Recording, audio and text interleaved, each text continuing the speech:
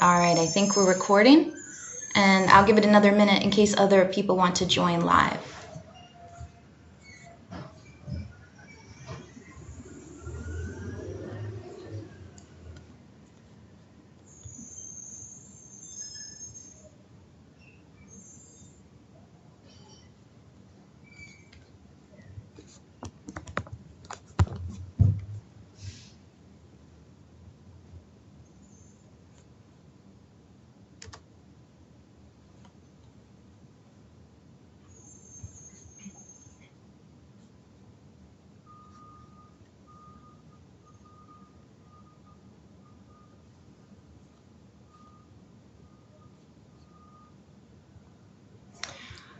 Okay, well, it's 11 o'clock, and I think, Armando, for now at least, it's just you and me. Let me just check if anybody has emailed me with trouble getting on.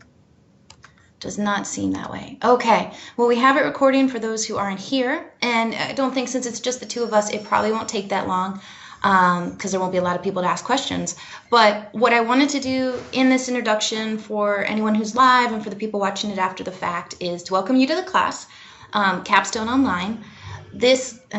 Armando, let me ask you one more thing. Is my camera on? Can you see me?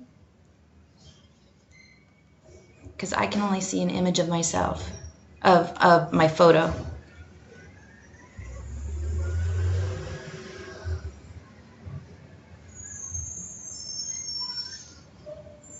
Well, I'll just keep going at this point.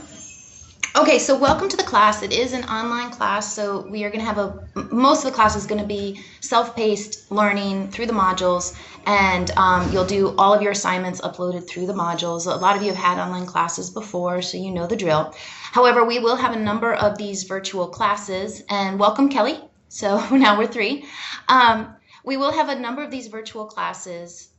The ones that are just with me are optional. I'm going to try to, one, remember to record them all, and two, hope that the technology always works. So if students can't attend these live, they can watch them. However, there are only 3 virtual classes that are required, and those are the 3 when we have guest speakers coming. So if I send out an invitation, it's just me saying, hey, I'm going to do a virtual conference to talk about the legal research and writing paper, or I'm going to do a conference to help prep you for the final exam. Those are optional. And again, I will try to record them as long as technology works and try to get it uploaded to YouTube. Of course, the best bet is to try to attend live, because then if there's technical difficulties in the recording, you still got to participate. But I definitely want to emphasize the only virtual classes that are required are the ones with the guest lectures.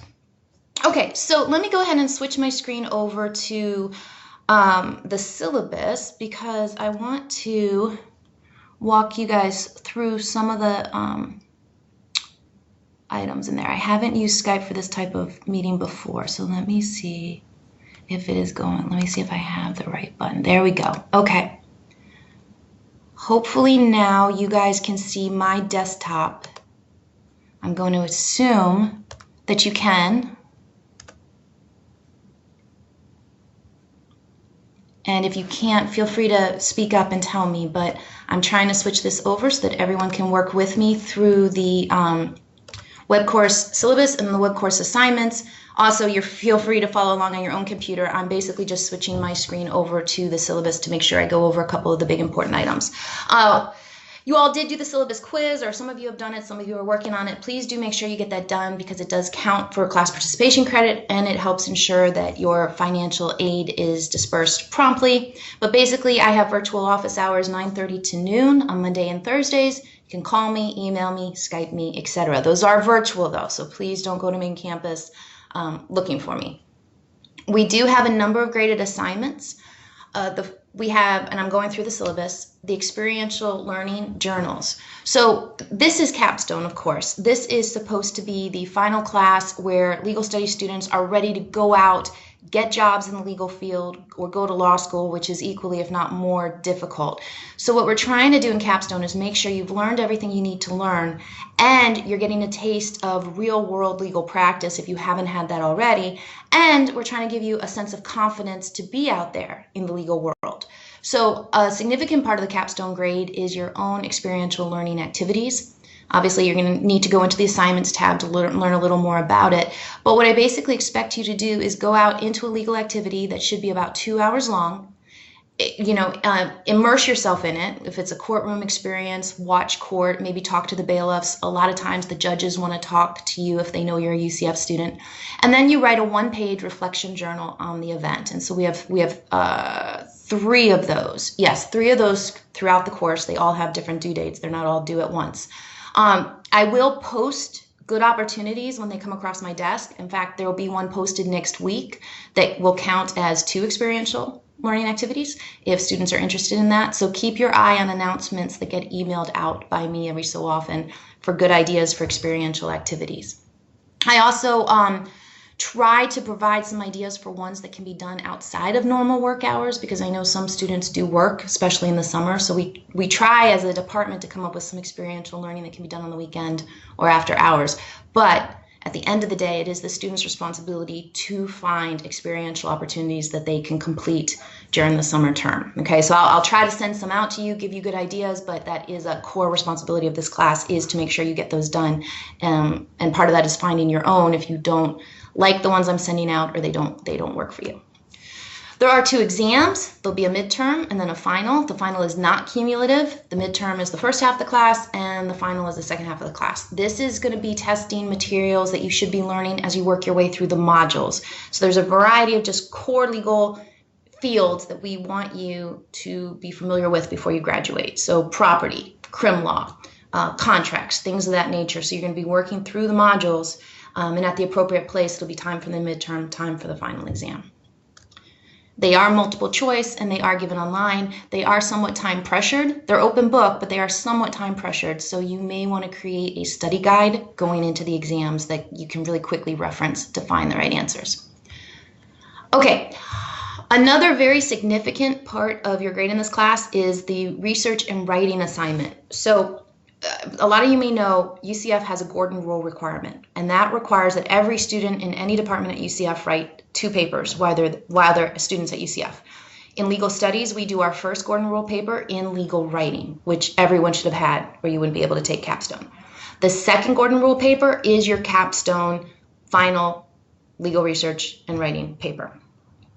There's a lot of details on this paper in the assignment, so please do look at that. But a couple of things I want to bring to your attention. First, you do have a smaller assignment to just upload for me your proposed topic. So you are picking your topic. Again, Capstone is all about giving you guys confidence to explore the fields of law you want to explore. So you pick the topic. If you're really struggling to come up with ideas, email me, and I'll try to help you work through it. But don't forget to meet your deadline to turn in your paper topic.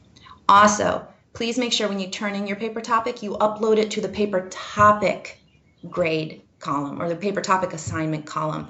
Don't upload it to the actual paper assignment, okay? Because telling me your topic is one thing, actually writing the paper is something else, and it can confuse WebCourse's grading assignments if you upload the wrong thing to the wrong place. So paper topics really, it has to do with law, obviously. Like, please don't write a social sciences paper or a biology paper. It needs to be a legal topic. It can be a local issue, state, national, international. It can be criminal, civil, intellectual property, whatever.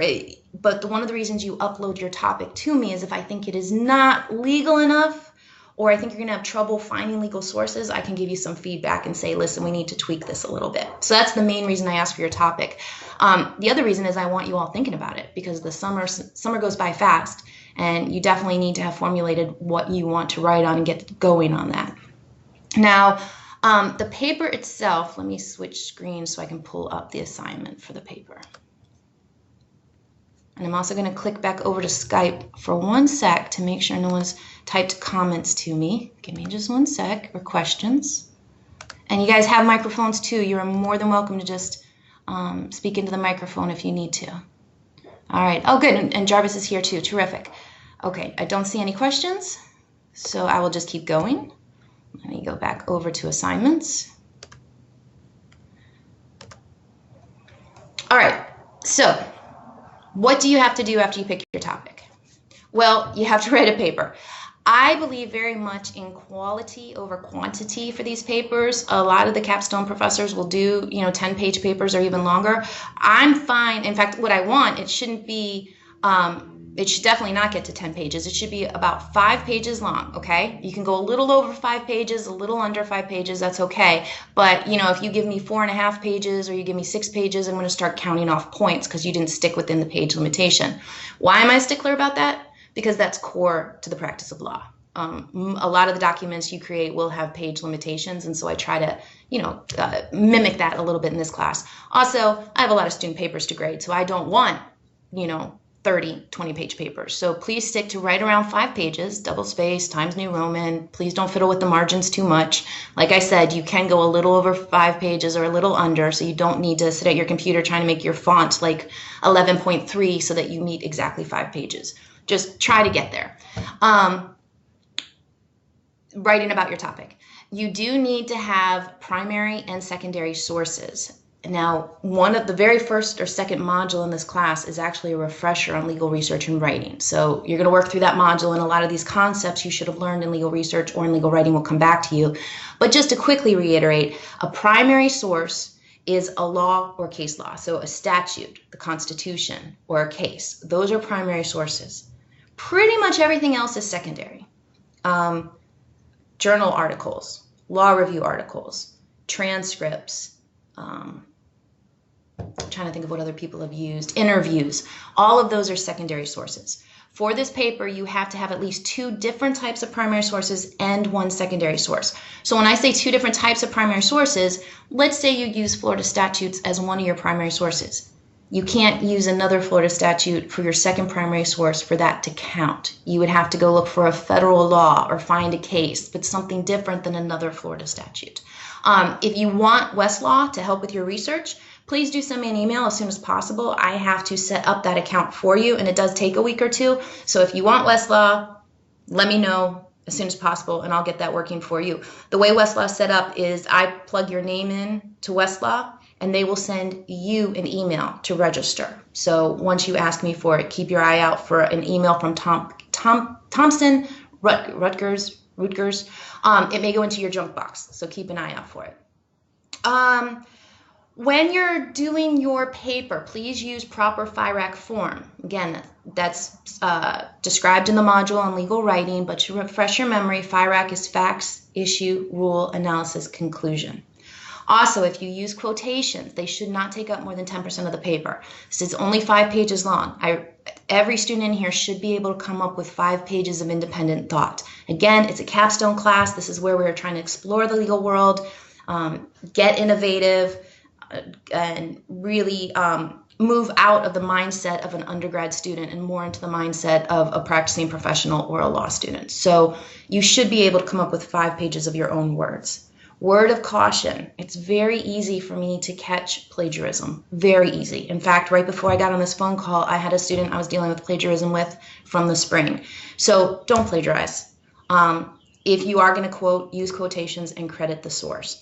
Because if I do catch plagiarism, it will be a 0, like no discussion about it. And it's very hard, this is a core class, it's very hard to pull a C if you have a 0 on the legal research and writing paper. I don't even think it's mathematically possible. So do your own work.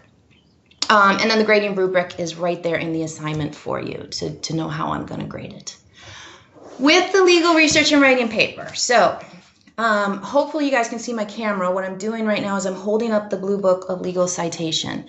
If one of the students who's on right now would be so kind, just let me know, can you see this book? Tell me or write it in the chat box. Either is fine.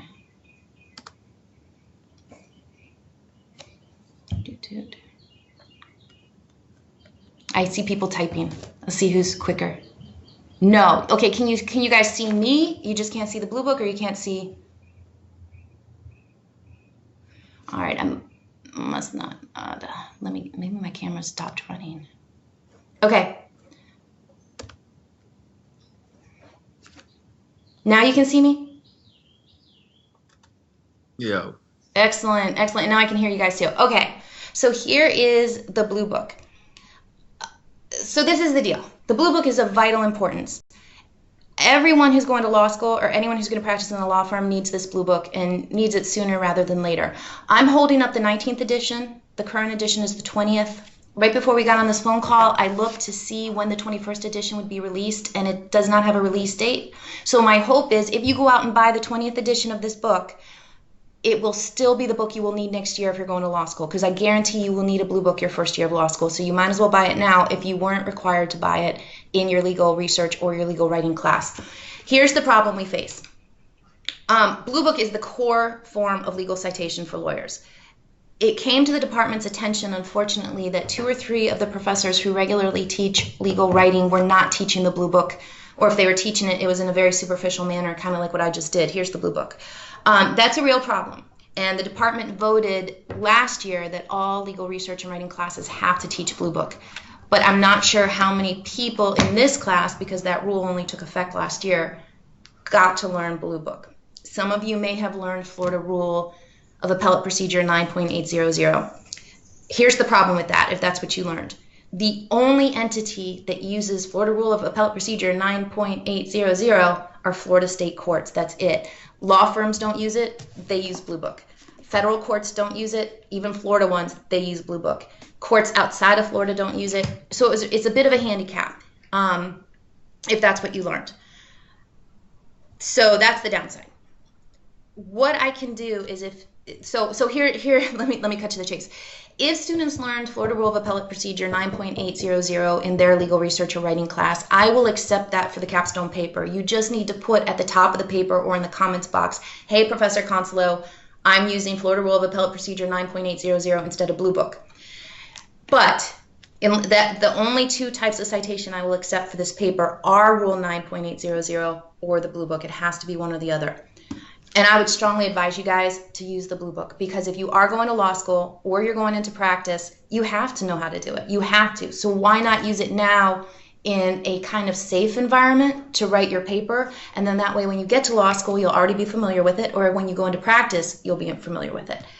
If enough students are interested, I will do another one of these classes just kind of walking you through the blue book and how to use it if you did not learn it in legal writing or if you've forgotten.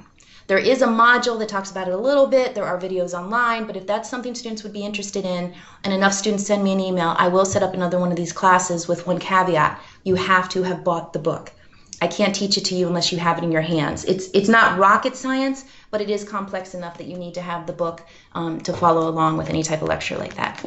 So again, those are the 2 forms of citation I'm going to require for the legal research and writing paper.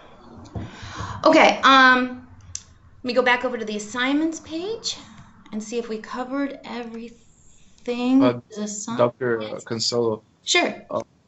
In my legal writing class last semester, we kind of went through it, but it wasn't that deep. So if we can go over it again, it would be great. And what about if you have it like an online version? If you buy okay, here, I'm really glad you brought that up. Let me go back over to Skype. Was that Armando talking? No, it's for some. Oh, hey, sorry. I'm trying to get back in. You can probably see me doing this with the camera.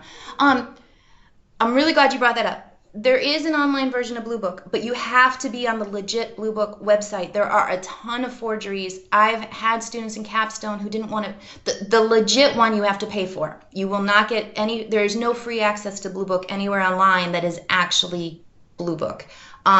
So you can use the online version, but you have to make sure it's Harvard or Columbia. One of those schools is the host school. Online's okay. Just make sure can you guys, actually, I think you guys may be able to see my screen. This is, if you can see this is the actual Blue Book, the legit page. And it's hosted by Harvard, Columbia, Penn, and Yale. So it's all the Ivies. They work on the Blue Book together. So yeah, if you want to do it that way, that's okay too.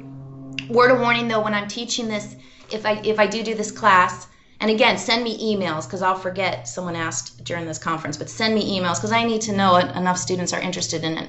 I will be teaching from the book. That's the only caveat, is I'm not sure if it'll be super easy to follow along with me online when I'm teaching from the hard copy. But I will leave that up to you guys. The online version is completely legit, and if that's your preference. And they may even have tutorials if you buy the online edition. I wouldn't be surprised at all if there are some online tutorials once you buy the product. Okay, thank you for bringing that up. Because I did have a student write like citations that were they were insane. They were the craziest citations I've ever seen. Like they practically had smiley faces and emojis in them. And I asked the student what on earth was going on, and she had stumbled onto a site that was free that I think was actually set up deliberately to trick students, like basically a malware kind of thing, because they were so bad. They were like, whoever set up this website knew that they weren't remotely any type of citation form, and then this student used that, and I mean, it was a mess. So be very careful that you use the legit Blue Book. Okay, going back over to assignments.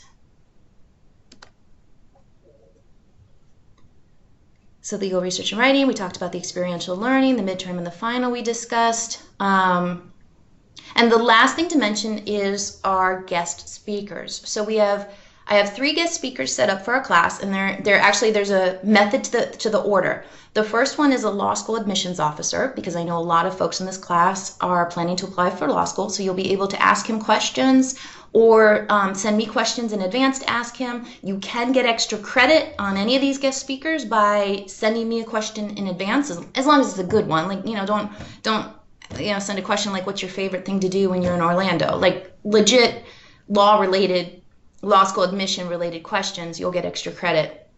And so he's the law school admissions officer. Then the next guest speaker is a current law student at FSU. Now, because he's a current law student, he is working over the summer, and his hours don't allow him to do a lunchtime or an 11 o'clock conference. So the second guest speaker is actually 7 o'clock at night, so just be aware of that. And then the third guest speaker is a young lawyer who practices both in Tampa and in Orlando to talk about the life of a young lawyer. So I'm hoping they're very useful to everybody, whether you want to go right into practice as a paralegal or some other legal professional, or if you want to go to law school. I'm hoping these are very helpful. After the presentations, which will be recorded, students have to write a reflection paper. So it's basically, what did you learn from that speaker, or what ideas did they put in your head, et cetera, et cetera. Let me open up the assignment. I think the reflection paper's pretty short. Yeah, it's not even a full page.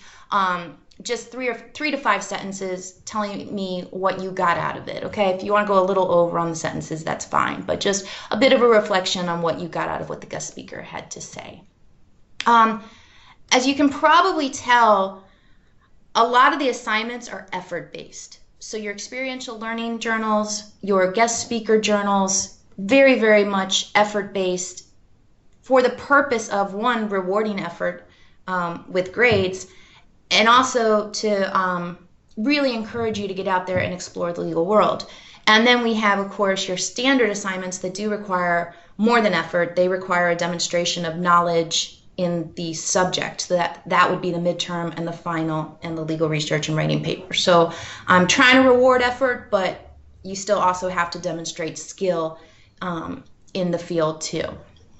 Okay, so I think that covered everything I wanted to make sure I addressed with you guys. So now, please, if you have questions, feel free to ask while I get back onto the Skype part of the meeting. Does that, I know we have 4 or 5 people, so if anyone has questions for me, please feel free to ask. Again, if you want another conference on Blue Book, or what I might do is schedule another conference to help you just in general prepare your legal research and writing paper. That may be what I do is another one of these, 30, 40 minutes. We'll go over Blue Book, but we'll also go over concepts like FIRAC and Westlaw and Lexis. I mean, it won't be super in-depth because you should have learned a lot of this in your legal research and writing. And the modules have some tutorial videos too, but to kind of answer questions as people are writing their paper. And Kelly asked if the 19th is fine. They don't change dramatically between one edition and another. So for me, the 19th is fine. But when you get to law school, you absolutely need to have exactly the right edition because the professor will be testing you on exactly the right formatting. But for me, 19th is fine. The changes are so minor. And most of you will not be using really unusual citations. Most of you are going to be using the basic case law and statutes, and those citations don't change much at all. They're pretty steady. I mean, heck, for my class, you could probably even go to the 18th. I wouldn't go before the 18th. That might be a little too weird. That's pre-18th edition is probably barely, the internet was probably even functional back then. One heads up though with this, it is all about font. So make sure like you look at the font. There'll be things that are in caps, things that are in small caps, things that are italicized, bolded, underlined. I mean, it gets very finicky. All right, any other questions for me? All right, guys, well, thank you for joining me live. And for those of you who are watching the recording, I hope it was helpful. And if we do, our next one is the guest speaker, which is next week. That's the hearing officer. But then if we do another one of these for the legal research and writing paper, I'll go ahead and post an announcement. And then I will send out an invitation in a similar form to what I did today, because it looked like Skype worked pretty well. So that's a good thing. We'll see if I can upload the video properly. All right, everyone. Thank you so much for joining me. Have a great rest of your day.